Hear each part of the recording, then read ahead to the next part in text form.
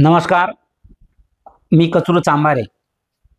मराठवाडा मुक्ती संग्राम दिनाच्या निमित्तानं आपणासमोर मराठवाडा मुक्ती संग्राम दिनाचा इतिहास, त्यासोबतच स्वामी रामानंद तीर्थ यांचं नियतीनं घडून आणलेलं नेतृत्व आणि स्वामी रामानंद तीर्थ या लढ्यामध्ये पडलेच नसते तर मराठवाडा मुक्ती संग्राम या लढ्याचं काय झालं असतं या विषयाच्या अनुषंगानं हा व्हिडिओ मी तुमच्यासमोर सादर करत आहे. त्यासोबतच मी नवनवीन विषय घेऊन आपणासमोर येत असतो. माझे व्हिडिओ थेट आपणापर्यंत पोहोचावेत यासाठी माझ्या यूट्यूब चॅनलला लाईक करा, सबस्क्राईब करा. धन्यवाद. मित्रहो, मराठवाडा मुक्ती संग्राम दिन यालाच हैदराबादचा स्वातंत्र्य संग्राम असंही म्हटलं जातं. हैदराबाद हे भारताच्या जवळपास मध्यभागी असलेल्या आंध्र प्रांतामध्ये आहे. आपला देश स्वातंत्र्य होण्याच्या पूर्वीची अवस्था जर आपण लक्षामध्ये घेतली तर या देशावर जवळपास 250 वर्ष इंग्रजांनी राज्य केलं आणि या देशाला स्वातंत्र्य देण्याची जेव्हा वेळ आली त्यावेळेला हे स्वातंत्र्य सोप्या पद्धतीनं किंवा अतिशय सहजपणे दिले गेले अशातला भाग नाही. संपूर्ण स्वातंत्र्य लढा हा आजच्या विषयाचा विषय नाही, परंतु त्यावेळेला इंग्रजांनी हा देश स्वतंत्र होत असताना या देशामध्ये असणारे जे काही वेगवेगळे आणि छोटे मोठे संस्थानिक होते, असे एक दोन नव्हे तर आपल्या संपूर्ण भारत भूमीमध्ये 600 ते 650 संस्थानिक त्या काळी होते.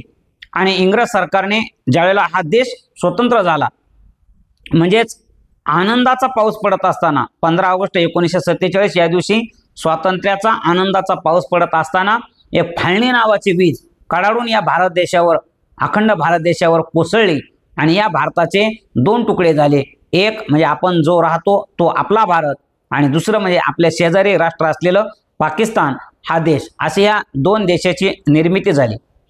पण खरं तर इंग्रज सरकारला किंवा इंग्रज अधिकाऱ्यांना या भारताचे आणखी छोटे मोठे भरपूर अशा प्रकारचे तुकडे हवे होते आणि म्हणूनच त्यावेळेला आपल्या देशामध्ये असणारे जे काही छोटे मोठे संस्थानिक आहेत, देशभर पसरलेले संस्थानिक आहेत, त्यांना हा देश स्वतंत्र होत असताना त्यांनी एक प्रकारची मुभा दिलेली होती की ज्यांना भारतामध्ये सामील व्हायचं असेल त्यांनी भारतामध्ये सामील व्हावं, ज्यांना पाकिस्तानमध्ये सामील व्हायचं आहे त्यांनी पाकिस्तानमध्ये सामील व्हावं आणि ज्यांना स्वतंत्रपणे राहायचं आहे त्यांनी स्वतंत्रपणे राहावं. ही वरकरने दिसत असलेली म्हणजे जसं की वडिलोपार्जित भाव वाटणी आहे. एक जमिनीतला काही तुकडा म्हणजे एका छोट्या भावाला, एक तुकडा थोडासा मोठ्या भावाला, आणि हलकी भारी जर जमीन असेल तर कमी जास्त करून त्या भावाची वाटणी होते. हे असं दिसतं, पण ते इतकं ते सोपं नव्हतं. कारण पाकिस्तानमध्ये असणारे संस्थानिक पाकिस्तानमध्ये विलीन होणं ही सहज गोष्ट आहे. भारत भूमीमध्ये असणारे संस्थानिक भारतामध्ये विलीन होणं ही सहज गोष्ट आहे. परंतु भारताच्या भूभागामध्ये असणारा एखादा संस्थानिक तो जर म्हणत असे की मला पाकिस्तानचं वर्चस्व मान्य करायचं किंवा पाकिस्तान हा माझा देश आहे, तर हे भौगोलिकदृष्ट्या आणि त्यासोबतच म्हणजे आजूबाजूची जी काही संरक्षण व्यवस्था आहे, देशाचे परराष्ट्र धोरण आहे, या सगळ्याच बाबतीमध्ये ते विस्कळीतपणा आणणारं होतं आणि इंग्रज सरकारला हे हवं होतं. आणि त्यासोबतच जिथं म्हणजे आज आम्ही ज्या मराठवाड्यामध्ये राहतो, आज असलेला मराठवाडा हा 8 जिल्ह्याचा, पूर्वी हाच मराठवाडा 5 जिल्ह्यांचा होता. त्यासोबतच कर्नाटकामधील गुलबर्गा बाजूचे 3 जिल्हे आणि जिथं आज संपूर्ण तेलंगणा आहे, तेलंगणा आणि आंध्र प्रदेशचा काही भाग, असं मिळून हे एक हैदराबादचं निजामाचं एक फार मोठं संस्थान त्या काळामध्ये होतं. म्हणजे भारतातलं ते सर्वात मोठं संस्थान होतं, लोकसंख्येनं सुद्धा आणि भूभागाने सुद्धा. आणि इंग्रजांची सुद्धा त्यांनी म्हणजे इंग्रजांशी संधान साधून त्यांना आपलं स्वतःचं आबादित्व किंवा स्वतःचं स्वतंत्र अस्तित्व ते त्यांनी ठेवलेलं होतं. आणि निजामची जी काही जहागीर होती ही काही थोड्या थिडक्या वर्षांची नव्हती. म्हणजे इंग्रजांची सत्ता ही भारतामध्ये 250 वर्षांची होती, पण निजामाची सत्ता आपल्या मराठवाड्यामध्ये ही जवळपास 225 वर्षांची होती.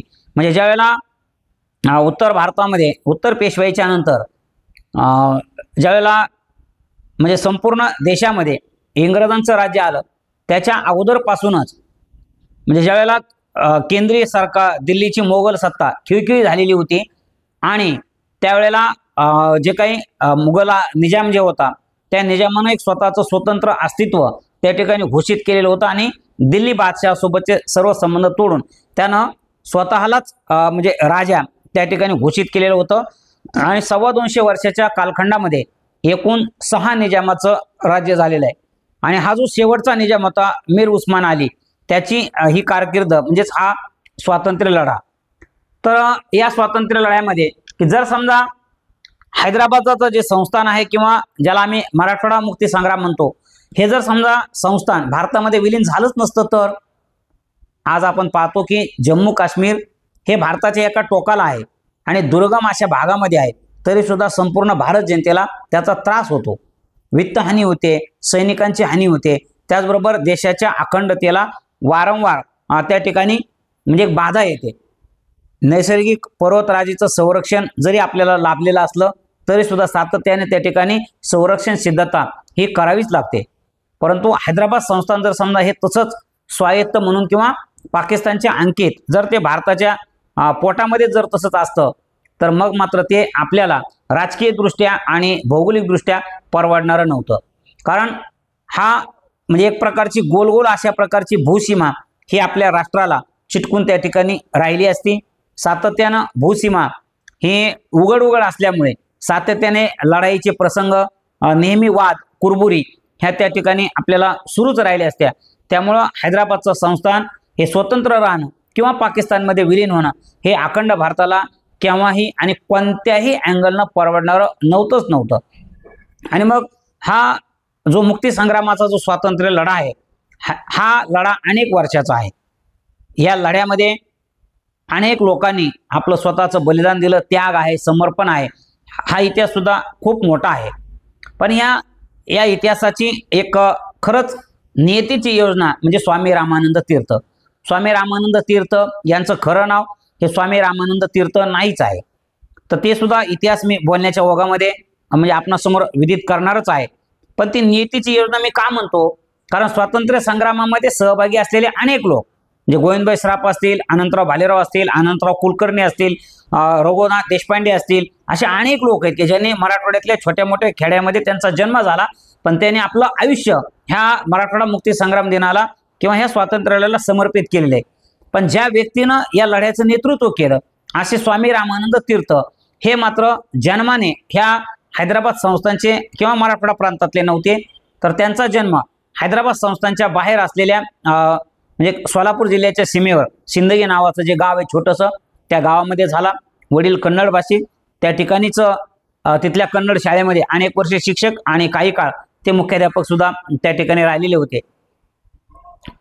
जसं आपण संत ज्ञानेश्वराच्या बाबतीमध्ये म्हणतो की संन्यासाची पोरं, कारण संत ज्ञानेश्वरांच्या आई वडिलांनी संन्यास घेतलेला होता वडिलांनी, आणि मग ते परत त्यांना गृहस्थी धर्म स्वीकारावा वाटला किंवा त्यांच्या गुरुच्या आज्ञेवरून ते परत आले आणि त्यांनी गृहस्थी धर्माला सुरुवात केली. त्यानंतर ज्ञानेश्वर, मुक्ताई, संत निवृत्तीनाथ सोपानदेव यांचा जन्म झाला आणि संन्यासाची पोरं म्हणून त्यांची खूप अवहेलना झाली. आता तो इतिहास सांगत बसत नाही. अगदी म्हणजे यांना सुद्धा म्हणजे स्वामी रामानंद तीर्थच्या बाबतीत सुद्धा असाच इतिहास आहे. स्वामी रामानंद तीर्थ हे सुद्धा एक प्रकारे संन्यासाचं पोर आहे, कारण त्यांच्या वडिलांनी सुद्धा संन्यास घेतलेला होता. खरं तर संन्यास घेण्याच्या अगोदर त्यांना 3 मुलं होती आणि संन्यास घेतल्यानंतर त्यांच्या गुरुनं त्यांना आज्ञा दिली की तुम्ही गृहस्थी आहात आणि मग तुम्ही तुमच्या परत गृहस्थी धर्मामध्ये गेलं पाहिजे. आणि म्हणून त्यांचे वडील भवानराव खिडगीकर हे परत वापस आले आणि त्यांनी संसाराला सुरुवात केली. आणि मग त्यांना परत 4 मुलं झाली, म्हणजे 2 मुली आणि 2 मुलं. त्यामधलेच हे व्यंकटेश, हे व्यंकटेश म्हणजेच पुढं ह्या स्वातंत्र्य लढ्याचे प्राण असलेले स्वामी रामानंद तीर्थ. लहानपणापासूनच त्यांचं जे जीवन आहे हे विरक्त पद्धतीचं होतं आणि त्यांच्या आयुष्यावर स्वामी विवेकानंद आणि गुजरातमध्ये असलेले, त्यासोबतच उत्तर भारतात आणि दक्षिण भारतात ज्यांचे काही मठ होते असे स्वामी रामतीर्थ यांचा खूप प्रभाव, विलक्षण प्रभाव हा या व्यंकटेश यांच्यावर होता.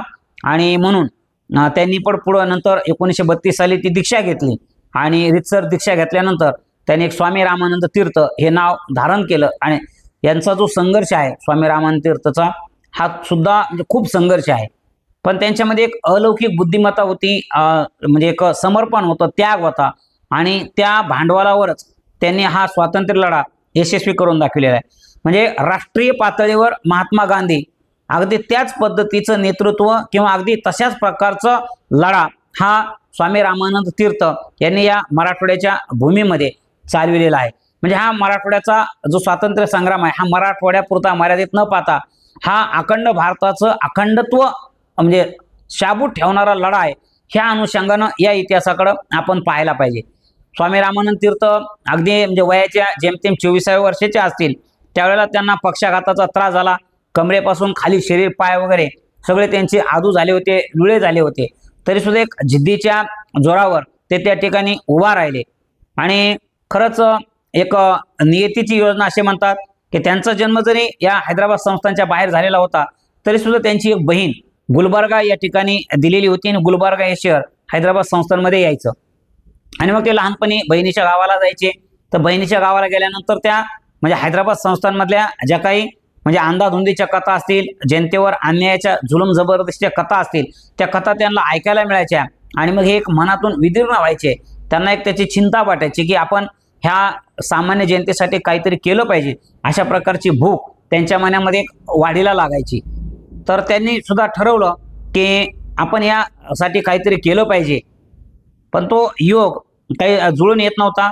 ते ज्यावेळेला विद्यार्थी दशेमध्ये होते त्यावेळेला त्यांच्यावर लोकमान्य टिळक आणि महात्मा गांधी यांचा एक प्रचंड प्रभाव होता. लोकमान्य टिळकांचं म्हणजे त्यांनी भाषण सोलापूर या ठिकाणी विद्यार्थी दशेमध्ये असतानाच ऐकलं होतं. त्यावेळेला निजामाचे काही कठोर नियम होते. सोलापूरची जी काही शाळा होती हायस्कूल, त्या शाळेमधून कोणीही टिळकांच्या भाषणाला जाऊ नये म्हणून त्यावेळेच्या मुख्याध्यापकांनी पेपरच दुपारी ठेवला. तरी सुद्धा म्हणजे स्वामी रामानंद तीर्थ आणि त्यांचे काही मित्र यांनी काय केलं की जेवढे प्रश्न येतील तेवढे पटपट सोडवले आणि त्यांनी लोकमान्य टिळकांची सभा ऐकायला ते निघून गेले. टिळकांचा तो जाज्वल्यपूर्ण भाषण, ते देशभक्ती, त्यांचं ते भाषण ऐकल्यानंतर ते प्रचंड भारावून गेले. स्वातंत्र्य लढ्यामध्ये उतरायचं असा एक त्यांच्या मनाशी एक ठाम निर्णय झाला. पण काही दिवसामध्येच लोकमान्य टिळक यांचं निधन झालं. आणि त्यावेळेला मात्र म्हणजे खूप रडत होते स्वामी रामानंद तीर्थ. आणि सोलापूरला जिथं आज सिद्धेश्वराचं मंदिर आहे, सिद्धेश्वराच्या मंदिराच्या जवळ एक तळ आहे, ते अनेकांनी पाहिलेलं असत. त्या तळ्यावरती स्वामी रामानंद तीर्थ त्या ठिकाणी जाऊन बसले आणि त्या पाण्यासोबत खेळत की टिळक नाहीत आज म्हणून त्या ठिकाणी ते खूप रडत रडत त्या वेळेला बसलेले होते. मग नंतर गांधीयुग सुरू झालं, तोही इतिहास आपणास माहीत आहे. तर त्यावेळेला काय झालं होतं की एकदा गांधीजी सोलापूरला आले होते आणि मग ते कोणत्या डब्यातून उतरणार आहेत, कसे उतरणार आहेत, हे काय आजच्यासारखं काय व्हॉट्सअप फेसबुक वगैरे काही नव्हतं. पण गांधीजी सोलापूरला येणार आहेत आणि रेल्वेने येणार आहेत एवढी मात्र खबर होती. आणि म्हणून त्यांना पाहण्यासाठी अनेक लोक त्या ठिकाणी उपस्थित होते. जसं आपण पाहतो ना की पंढरपूरला शासकीय पूजेचा मान असतो एकादशीच्या वेळेला. आणि मग सगळे लोक त्या ठिकाणी त्या रांगेमध्ये उभा असतात. कोणाचा नंबर पाहिला येणार हे माहीत नसतं. पण रात्रीच्या 12 वाजता जो कोणी भाविक पहिल्या नंबरला असतो विठुरायाच्या दारामध्ये त्याला शासकीय पूजेचा मान या राज्याच्या मुख्यमंत्र्यासोबत सपत्नीक त्या ठिकाणी मिळतो आणि विठ्ठलाची पूजा त्या ठिकाणी केली जाते. अगदी तसंच म्हणजे महाराष्ट्राचा म्हणजे भारतभूमीचा स्वातंत्र्य लढ्याचा अग्रदूत, स्वातंत्र्य लढ्याचा प्राणवायू आणि स्वातंत्र्य लढ्याचं सगळ्यात मोठं नेतृत्व महात्मा गांधी हे साक्षात त्या ठिकाणी सोलापूरला येणार होते. आणि मग त्यावेळेची तरुण पिढी, काँग्रेसचे नेते हे सगळेजण त्या रेल्वे स्थानकावर सोलापूरला त्या ठिकाणी उभे होते. नेमके बापूजी कोण्या डब्यातून उतरणार हे माहीत नाही. आणि हे तरुण स्वामी रामानंद तीर्थ हे त्यावेळेला हळूहळू चालत त्या गर्दीच्या रेट्यामध्ये पुढं ढकले जात होते. आणि जसं एखाद्या व्यक्तीला, एखाद्या भाविकाला पंढरपूरच्या विठ्ठलाच्या पहिल्या दर्शनाचा पहिला मान मिळावा, अगदी तसंच घडलं. बापूजी ज्या डब्यातून खाली उतरले नेमकं त्या डब्याच्या पुढे आपले स्वामी रामानंद तीर्थ त्या ठिकाणी उपस्थित होते. आणि मग हे त्या ठिकाणी असे पटकन पाया पडले. आणि जसं सांसारिक माणसं आशीर्वाद देतात की कल्याण हो, अष्टपुत्र सौभाग्यवती हो, तुम्ही सुखी हो, पण बापूजी त्यावेळेच्या तरुण पिढीला एक आशीर्वाद द्यायचे. कोणी त्यांच्या पाया पडलं की ते म्हणजे की देशासाठी काहीतरी कर. आणि मग हे पण शरीरानं क्रूश, ते पण शरीरानं क्रूश, पण एक आध्यात्मिक ताकद दोघांच्या ठिकाणी सुद्धा प्रचंड. की जसे स्वामी रामानंद तीर्थ हे त्या ठिकाणी पायाशी पडले तसं त्यांनी त्याला उचलून घेतलं आणि या देशासाठी काहीतरी कर, तो मंत्र स्वामी रामानंद तीर्थ यांनी मनाशी घेतला. पुढं तर खूप वेळा भेटी झाल्या. असं लोक म्हणतात की स्वातंत्र्य लढ्यामध्ये की म्हणजे हैदराबादच्या मुक्तीसंग्राम लढ्यामध्ये महात्मा गांधीजींचं योगदान काय, ते राष्ट्रीय पुरुष होते, परंतु त्यांचं सुद्धा खूप मोठं योगदान आहे. कारण म्हणजे स्वामी रामानंद तीर्थ सातत्यानं बापूजी सोबत चर्चा करायचे. एवढंच नाही तर स्टेट काँग्रेस म्हणून जे हैदराबादमध्ये होती, कारण निजामानं ह्या सगळ्या गोष्टीवर बंदी होत्या. निजामशाहीमध्ये राष्ट्रीय स्तरावरचं एकही वर्तमानपत्र नव्हतं. म्हणजे केसरी मराठा ही सुद्धा अशी चोरून मारून कुठंतरी कोणाला तरी वाचायला भेटायची, ज्ञानप्रकाश वगैरे. अन्यथा कुठली वर्तमानपत्र ही कधी हैदराबाद स्टेटमध्ये येतच नव्हती. आणि अशा ठिकाणी हा स्वतंत्र विचार पेरायचा होता आणि ते काम गोपनीय पद्धतीनं हे स्वामी रामानंद तीर्थ त्या काळामध्ये करत होते. तर हे वर्तमानपत्रांच्या माध्यमातून, शिक्षणाच्या माध्यमातून ते करत होते. हिप्परगेची जी शाळा आहे, एके दिवशी अनंतराव कुलकर्णी जे काही राष्ट्रप्रेमानं भारलेलं प्रचंड मोठं व्यक्तिमत्व, ज्यांचं शिक्षण पुण्यामध्ये झालं ते मराठवाड्यातलेच, आणि त्यांची अशी इच्छा होती की आम्ही एक राष्ट्रीय विचाराची शाळा काढू. आणि निजामाच्या काळामध्ये राष्ट्रीय विचाराच्या शाळेला पूर्णतः बंदी होती, पण तरी सुद्धा त्यांनी हिप्परगेची शाळा सुरू केली. आणि त्यावेळेला त्यांनी तिथं मुख्याध्यापक म्हणून स्वामी रामानंद तीर्थ यांना पाचारण केलं, विनंती केली आणि त्यांनी ती शाळा त्या ठिकाणी सुरू केली. त्यांच्या म्हणजे शिक्षकीय व्यवसायातले सुद्धा अनेक किस्से खूप म्हणजे ऐकण्यासारखे आहेत, पण वेळेच्या भयास्तव ते आपल्याला सगळं सविस्तरपणे त्या ठिकाणी मांडता येत नाही. परंतु शिक्षकीय व्यवसायामध्ये ते सहसा विद्यार्थ्यांना शिक्षा करत नसत, पण ज्या ज्या वेळेला त्यांना शिक्षा करण्याचा प्रसंग असे, ती एक विलक्षण गोष्ट आहे की ज्या वेळेला एखादा विद्यार्थी चुकला तर तो चुकलेला विद्यार्थी दुरुस्त व्हावा यासाठी स्वामी रामानंद तीर्थ अगोदर स्वतःच्या हातावर असं सप सप मारून घ्यायचे आणि त्यानंतर त्या विद्यार्थ्याला ते शिक्षा करायचे. त्यावेळेला तो विद्यार्थी असा गुरुजीला अशी कडकडून मिठी मारायचा आणि दोघं सुद्धा त्या म्हणजे डोळ्यातून निघणारे म्हणजे शिष्याचे उष्ण ते अश्रू आणि स्वामी रामानंद तीर्थ यांच्या डोळ्यातून निघणारे ते अश्रू ही गुरु आणि शिष्याच्या अश्रूची भेट व्हायची आणि त्यामध्ये त्या सगळ्या चुका विद्यार्थ्याच्या अशा विलीन व्हायच्या, त्या अशा वाहून जायच्या. आणि असे गोडगोड विद्यार्थी अनेक लोक या भारतीय स्वातंत्र्य लढ्याचे एक वैशिष्ट्यच आहे. जसं महात्मा गांधीजींनी राष्ट्रीय पातळीवर म्हणजे सरदार वल्लभभाई पटेल असतील, पंडित नेहरू असतील, अनेक खूप मोठी नामावली विस्तार भयास्तव वेळेच्या भयास्तवर ते आपल्याला घेता येणं शक्य नाही. पण या भारतीय स्वातंत्र्य लढ्याचं वैशिष्ट्य की जगाच्या कोपऱ्यामध्ये एखादा नेता उदयाला आल्यानंतर तो एकटाच मोठा होतो, पण भारतीय स्वातंत्र्य लढा हे त्याचं प्रमाण आहे, एक मोठं उदाहरण आहे की ज्यावेळेला आमच्याकडे एक नेता मोठा होतो त्याच वेळेला त्याने एक नेत्यांची खूप मोठी फौज त्या ठिकाणी केलेली आहे. तर हैदराबाद स्टेटमध्ये हेच काम स्वामी रामानंद तीर्थ यांनी केले. जे काही पुढं गोविंदभाई श्राफ असतील, अनंतराव कुलकर्णी असतील, अनंतराव भालेराव असतील, ही सगळी जी काही उदाहरणं आहेत, हे गंगाप्रसादजी अग्रवाल असतील, ही सगळी उदाहरणं आपल्याला यांच्या नेतृत्वामुळे त्या ठिकाणी सापडलेली दिसून येतात. एक राष्ट्रीय विचाराची शाळा त्यानंतर त्यांनी अंबाजोगाईला पण केली, योगेश्वर विद्यालय म्हणून. तिथं सुद्धा त्यांनी एक राष्ट्रीय कार्य केलं. आणि मग नंतर असं लक्षात आलं की शिक्षणाच्या माध्यमातून किंवा शाळेमध्ये राहून आपल्याला ही संपूर्ण धुरा ही सांभाळता येणं शक्य नाही किंवा आपल्या कामाला कुठंतरी मर्यादा येत आहे. आणि मग ते शाळेच्या बाहेर आले. म्हणजे हिप्परगेला पण काही वर्ष काम केलं. अनंतराव कुलकर्णी यांच्यानंतर ती शाळा बंद पडली. त्यानंतर मग त्यांनी योगेश्वरी शाळेमध्ये काम केलं. मराठवाड्यामध्ये ती आजही सगळ्यात गुणवान. आणि गंमत सांगू का, आमच्या अंबाजोगाईला मराठवाड्याचं पुणे म्हटलं जातं. म्हणजे बीड जिल्हा जरी मागास असेल, डोंगराळ भागात असेल, तरी सुद्धा अंबाजोगाईची शैक्षणिक आणि सांस्कृतिक पार्श्वभूमी ही अतिशय प्राचीन आहे. दासोपंत म्हणजे दासोपंताची पासुडी असेल ती अंबाजोगाईचीच, आद्यकवी मुकुंदराज असतील ते पण अंबाजोगाईचे. एक खूप मोठा वारसा होता. आणि स्वतः स्वामी रामानंद तीर्थ अनेक वर्ष ते अंबाजोगाईला राहिलेत, अगदी शेवटच्या काळामध्ये सुद्धा. आणि त्यांच्या शिक्षकीय व्यवसायामध्ये असताना सुद्धा परभणीसारख्या ठिकाणी, परभणीमध्ये जे काही शेलू नावाचं गाव आहे त्या ठिकाणी नूतन संस्था असेल, छत्रपती संभाजीनगर जुन्या काळात ज्याला आपण औरंगाबाद म्हणतो तिथलं बळवंत वाचनालय असेल, परभणीचं गणेश वाचनालय असेल, हे सगळे राष्ट्रीय धर्म निभावणाऱ्या संस्था होत्या किंवा यांच्या माध्यमातून राष्ट्रीय कार्य त्यावेळेला झालेलं आहे. आणि म्हणजे मनामध्ये असंतोष तर होताच मराठवाड्यातल्या जनतेमध्ये, पण या असंतोषाला नेमकं वाद कुणी लावायची किंवा पेटवायचं कोणी, तर हे काम त्या काळामध्ये स्वामी रामानंद तीर्थ यांनी केलेलं आहे. शरीर साथ देत नव्हतं, शरीर कृश होतं, पण तरी सुद्धा एक आत्मिक बळावर आणि जनतेच्या पाठिंब्यावर त्यांनी हा लढा यशस्वी करून दाखवलेला आहे. मग आणि निजामाचं ध्येय धोरण स्वतःचा छापखाना होता, स्वतःची त्याची करन्सी होती.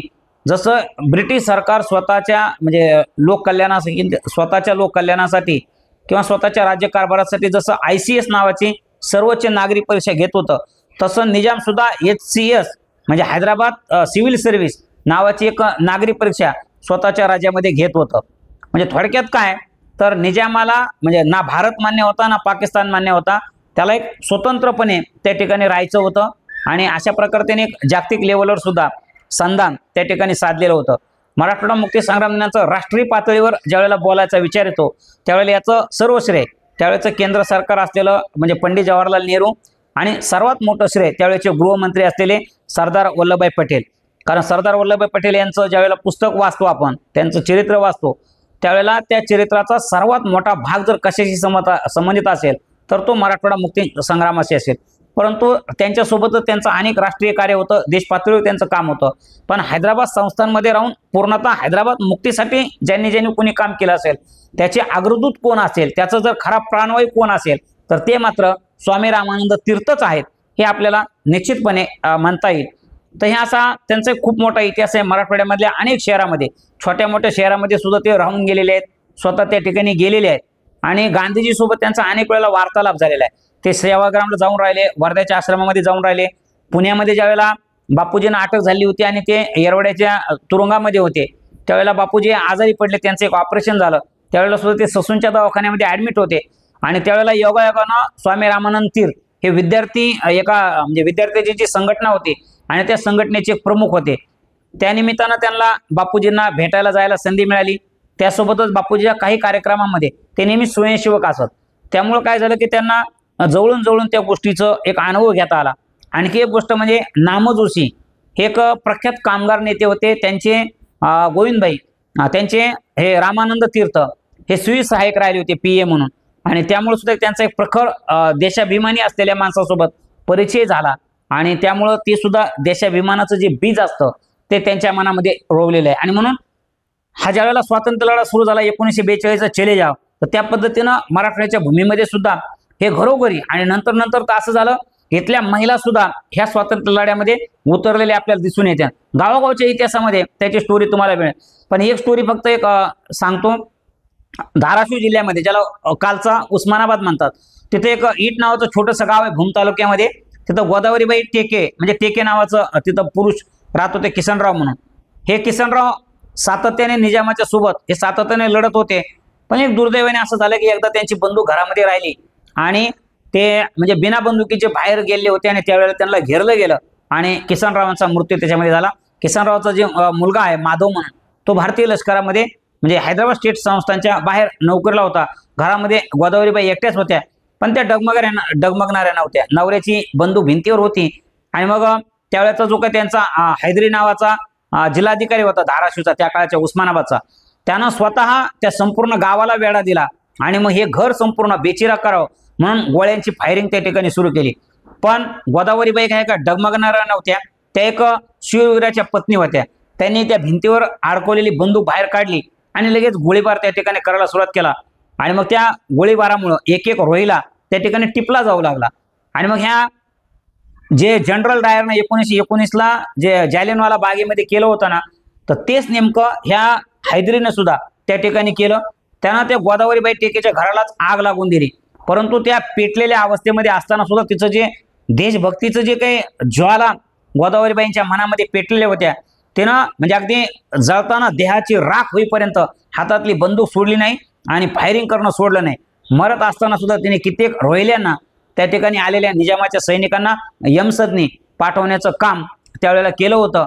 म्हणजे असे अनेक लोक, जसे की गोविंदराव पानसरे म्हणून एक बदनापूर तालुक्यातले, त्यांचे एक पालनपोषण मामानं केलं. मामा धर्माबाद तालुक्यामध्ये रेल्वे स्टेशनला नोकरीला होते म्हणून त्यानिमित्ताने ते तिकडेच राहिले होते. तर तो खऱ्या अर्थानं म्हणजे निजामाकडून शहीद झालेला या स्वातंत्र्य लढ्यातला पहिला व्यक्ती मानला जातो. त्याचं कारण असं होतं की म्हणजे गोविंदभाई सरांचं भाषण, म्हणजे गोविंदराव पानसरे यांचं भाषण, त्यांचं काम हे खूप प्रभावशाली होतं. आणि मग एकदा काय झालं की ज्या वेळेला नेमकी त्यांची तुरुंगातून ज्या दिवशी सुटका होणार होती, त्याच दिवशी त्या गावामध्ये रोहिला जे होते त्यांचे निजामाचं सैन्य, त्या रोहिल्यांची नेमकी त्या ठिकाणी सभा आणि खूप संख्येनं ते लोक त्या ठिकाणी आलेले होते आणि त्यांचं त्या ठिकाणी हत्या केलेली आहे. जे राष्ट्रविचाराचे मुस्लिम पत्रकार असतील त्यांचे सुद्धा खरं तर त्यावेळेला त्यांच्या पण अनेक लोकांच्या हत्या झाल्या. खरं तर त्या म्हणजे स्वातंत्र्य लढ्यामध्ये जर स्वामी रामानंद तीर्थ नसते तर या लढ्याला हिंदू आणि मुस्लिम अशा प्रकारचं स्वरूप आलं असतं. परंतु त्यावेळेला 20% जी काही जनता होती ही मुस्लिम होती आणि 80% जनता म्हणजे 12 ते 13% जनता ही मुस्लिम होती, 60% इतर लोक होते आणि 81% लोक हे निजाम राजवटीमध्ये हिंदू प्रजनन होते. तरी सुद्धा हिंदू प्रजननावर प्रचंड प्रकारचा अन्याय त्या ठिकाणी केला जात होता. आणि जुन्या काळामध्ये जी काही प्रथा आहे म्हणजे आजही काही ठिकाणी आपण पाळले जातो की गणपतीच्या मिरवणुकीमध्ये किंवा कुठल्या पण मिरवणुकीमध्ये ज्यावेळेला एखाद्या मस्जिदच्या जवळून ज्यावेळेला आपली एखादी मिरवणूक जाते त्यावेळेला जे काही हिंदू धर्मी असतात किंवा ते मिरवणूक काढणारे जे असतात ते ढोल ताशांचा आवाज करत नाहीत, तेवढ्या काळातून तेवढ्या जागेतून ते शांतपणे जातात. हा आज आपण एकमेकाच्या धर्माचा आदर म्हणून ही आपण कृती करतो. पण निजामाच्या काळामध्ये शाही फरमान होतं, म्हणजे त्यांनी असे आदेश दिलेले होते गावोगाव की ज्या वेळेला म्हणजे दसरा असेल किंवा गणेश उत्सव असेल आणि त्या काळामध्ये जर काही मुस्लिम सण येत असतील आणि त्या मस्जिद जवळून जर हिंदूंची मिरवणूक जाणार असेल तर त्या काळामध्ये कसले प्रकारचे वाद्य वाजविता येणार नाहीत, अशा प्रकारचा शाही आदेश हा गावोगाव त्या ठिकाणी दिलेला होता. त्या शाही आदेशाचं नंतरच्या काळामध्ये परंपरेमध्ये रूपांतर झालं आणि आजही ही परंपरा म्हणजे अनेक खेडोपाडी ही त्या ठिकाणी म्हणजे चालू आहे. आणि हिंदू मुस्लिमामध्ये सौहार्दाचं वातावरण ठेवण्याचं काम किंवा हा लढा एका जातीचा आहे अशा प्रकारचा संदेश स्वामी रामानंद तीर्थ यांच्यामुळे मराठवाड्यामध्ये पण तो पसरला नाही, हैदराबादमध्ये सुद्धा तो पसरला नाही आणि त्यासोबतच तो देशभर सुद्धा पसरला नाही. त्यांचं आणखी पुढचं जे काम होतं की म्हणजे भाषावर प्रांत रचनेमध्ये त्यांचं खूप मोठं योगदान होतं. हा मराठवाडा आणि मुंबई महाराष्ट्रामध्ये राहिली पाहिजे यासाठी पण त्यांचं खूप योगदान होतं. आणि स्वामी रामानंद तीर्थ यांची लोकप्रियता बघा की ज्यावेळेला देशामध्ये सार्वत्रिक निवडणुका झाल्या 1952ला त्यावेळेला ते गुलबर्ग्यामध्ये म्हणजे हैदराबाद संस्थानचा जर विचार केला तर सगळ्यात ते दक्षिणेचं टोक आहे, त्या दक्षिण टोकामधून सुद्धा ते खासदार म्हणून त्या ठिकाणी निवडून आले. आणि नंतरच्या निवडणुकीमध्ये म्हणजे 1956-57च्या दुसऱ्या सार्वत्रिक निवडणुकीमध्ये ते आजचं छत्रपती संभाजीनगर म्हणजे त्या काळचं औरंगाबाद ह्या मतदारसंघातून ते निवडणुकीला उभा राहिल्याने निवडून आले.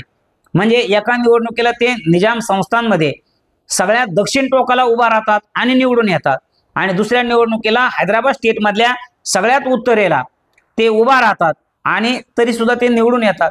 यावरून हैदराबाद संस्थान की जे नंतर अखंड भारतामध्ये सामील झालं ह्या संस्थांमध्ये त्यांची लोकप्रियता त्यावरून स्पष्ट होते की ते कोणत्याही भागात जरी उभा राहिले तरी ते त्या ठिकाणी निवडून येतो आणि संन्यस्त जीवन ते जगले. ज्यावेळेला ते हिप्परगेच्या शाळेमध्ये मुख्याध्यापक होते त्यांनी एकही रुपया पगार उचलला नाही, उलट जो काही पगार जमा झाला तो शेवटी त्यांनी त्या संस्थेलाच त्या ठिकाणी दान करून टाकला. स्वतः ते ठिकाणी म्हणजे त्या कॉलेजचे त्या शाळेचे ते प्राचार्य होते, मुख्याध्यापक होते, तरी सुद्धा ते सकाळी भिक्षा मागायला बाहेर जायचे आणि आणलेली जी काही भिक्षा आहे त्या भिक्षेमधूनच ते गावाच्या बाहेरच मारुतीच्या मंदिरामध्ये त्या ठिकाणी जेवण करायचे आणि शाळेमध्ये यायचं. हे अशा प्रकारचं संन्यस्त जीवन. अगदी अंबाजोगाईला सुद्धा ज्यावेळेला त्यांनी योगेश्वरी शाळेला त्यांनी जॉईन केलं त्यावेळेला सुद्धा ते बाहेर भिक्षा वगैरे मागायचे. पण नंतर शाळेचा व्याप खूप वाढला, स्वातंत्र्य लढ्याचा व्याप खूप वाढला आणि मग त्यांनी काय केले, भिक्षा मागवण्यासाठी जो काही वेळ जातो तो वेळ वाचविण्यासाठी नंतर त्यांनी हे कार्य थोडंसं त्या ठिकाणी थांबवलेलं आहे. असे एक प्रकारचं म्हणजे खूप मोठं कार्य स्वामी रामानंद तीर्थ यांचं आपल्याला दिसून येतं. हे खूप मोठं संस्थान त्या ठिकाणी होतं. कमरुद्दीन नावाच्या निजामानं ही संस्था स्थापन केली होती आणि हा कमरुद्दीन आणि नंतर जो काही आलेला शेवटचा निजाम आहे मीर उस्मान यानंतर काय केलं होतं की त्यांना 15 ऑगस्ट देशाचा स्वातंत्र्य लढा मानला होता ना कुठला, तर त्यानं दिल्लीच्या बादशहापासून निजामाचं तख्त जेव्हापासून स्वतंत्र झालं त्याचा स्वातंत्र्य दिवस तो 1922 पासून स्वतःच्या संस्थांमध्ये तो मानत होता. म्हणजे त्याला एक स्वतःचं स्वतंत्र अस्तित्वच मान्य होतं हे त्या घटनेवरून आपल्याला दिसून येतं. परंतु स्वामी रामानंद तीर्थ यांनी त्याचे हे सगळं स्वप्न म्हणजे स्वतः अबाधित राहण्याचं, स्वतः एक स्वतंत्र राजा म्हणून राहण्याचं, हे जे काही त्याचं म्हणजे स्वतःचं जे स्वप्न आहे हे एका संन्याशामुळे हे त्या ठिकाणी पूर्णपणे धुळीस मिळालेलं आहे. असे स्वामी रामानंद तीर्थ यांची म्हणजे खूप मोठी कारकीर्द आहे. त्यांचं जे जीवन आहे, जीवन कार्य आहे इतकं आदर्शवत आहे, त्यांच्याकडून म्हणजे खूप काही घेण्यासारखं आहे. खरंच मला तर असं वाटतं कधी कधी की जर आपल्या म्हणजे आमच्या अगोदरच्या पिढीने इतिहासामध्ये अशा एक महापुरुषांची चरित्रगाथा जर लिहून ठेवलीच नसती तर आताची जी तरुण पिढी आहे ना की असं वाटतं की म्हणजे कदाचित ह्या तरुण पिढीचा विश्वास सुद्धा बसला नसता की म्हणजे या पद्धतीची लोक सुद्धा आपल्याकडं म्हणजे होऊन गेलेली आहेत. की अलीकडच्या काळामध्ये जर आपण बघितलं तर काय ते वेगवेगळ्या गाण्यावर वगैरे नाचणारी तरुण पिढी आपण पाहतो. ते काहीतरी गाणं आहे बघा की काळे मैना घे ग जगून घे ग प्रेम करू नाही तर जाशील मरून. काय ह्या गाण्यामधून काय लोकांनी आदर्श घ्यायचा, काय तरुणाईने आदर्श घ्यायचा? त्याच्याऐवजी स्वामी रामानंद तीर्थ ज्या शाळेमध्ये होते म्हणजे योगेश्वरीमध्ये त्यावेळेला तिथे एक साने गुरुजींची प्रार्थना होती. ती प्रार्थना होती की प्रिय भारत भू सेवा सतत करून जाईन सुखाने मरून, म्हणजे भारत माते तुझ्या सुखासाठी किंवा तुला स्वातंत्र्य देण्यासाठी आम्ही मरण जाऊत. आणि आजचं एखादं गाणं काय सांगते, घे ग प्रेम करून जाशीन मरून आणि तुला लोक टाकतेन पुरून. अरे जीवनाची धन्यता कशात आहे हे आपल्याला ओळखू आलं पाहिजे. आणि हे त्या पिढीला कळत होतं, म्हणून त्यांनी इतिहास घडवला आणि म्हणून त्यांचं नाव हे इतिहासामध्ये अजरामर आहे. म्हणून ज्या लोकांनी हे लिहून ठेवलं, अशा प्रकारच्या अलौकिक पुरुषांचं चरित्र लिहून ठेवलं, म्हणून आमचा विश्वास बसतो की अशी माणसं होऊन गेलेली आहेत आणि ह्या माणसांचा वारसा आम्हाला पुढे चालवायचा आहे.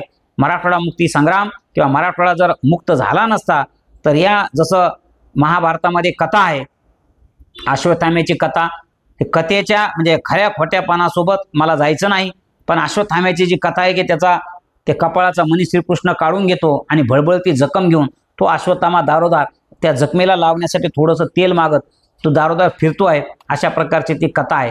हे जर समजा हैदराबादचं संस्थान जर तसंच राहिलं असतं ना तर ती सुद्धा भारत मातेच्या भाळावरची ती जखम राहिली असती. आणि त्या ठिकाणी ती गोल आकाराची भूसीमा संरक्षण करत असताना या देशातले अनेक म्हणजे सैनिक जवान, अनेक म्हणजे मातांचे वीरपुत्र आणि आमच्या माया भगिनींचे म्हणजे वीरपती त्या ठिकाणी धारातीर्थ पडले असते आणि सातत्यानं ते रक्त त्या ठिकाणी बळबळत त्या ठिकाणी सांडत राहिलं असतं. आणि म्हणून अनेक लोकांनी हा स्वतःच्या घरावर तुळशीपत्र ठेवून तो लढा दिला. मराठवाड्यातल्या मातीतनं हा लढा दिला. अगदी म्हणजे हिंगोलीसारखं छोटं गाव असेल, कळमनुरीसारखं गाव असेल, राजापूरसारखं छोटंसं गाव असेल, नांदेड जिल्ह्यामध्ये वारंगा असेल, भोकर असेल, परभणी जिल्हा सेलू, मानवत, पाथरी हा भाग, बीड जिल्ह्यामधला गोदावरी काठचा भाग, म्हणजे असं एक अनेक गावं असे आहेत की ह्या प्रत्येक गावामधून धडाडीचे स्वातंत्र्य सैनिक आणि शेतमजूर असलेले लोक सुद्धा ह्या लढ्यामध्ये सर्वजण सामील झाले. प्रत्येक जण माणूस वैयक्तिक सत्याग्रही झाला, वैयक्तिक तो स्वतःचा लढवया झाला आणि म्हणून हा स्वातंत्र्य संग्राम त्या ठिकाणी घडून आला. आणि शेवटी सरदार वल्लभभाई पटेल यांनी पोलीस कारवाई केली आणि अवघ्या 4 दिवसाच्या लढाईमध्ये निजामाची संपूर्ण हालचाल त्या ठिकाणी थांबवली. आणि 17 सप्टेंबर 1948 या दिवशी हा मराठवाडा या आपल्या अखंड भारतामध्ये या भारताचा भूभाग म्हणून त्या दिवसापासून सामील झालेला आहे. जय हिंद, जय भारत.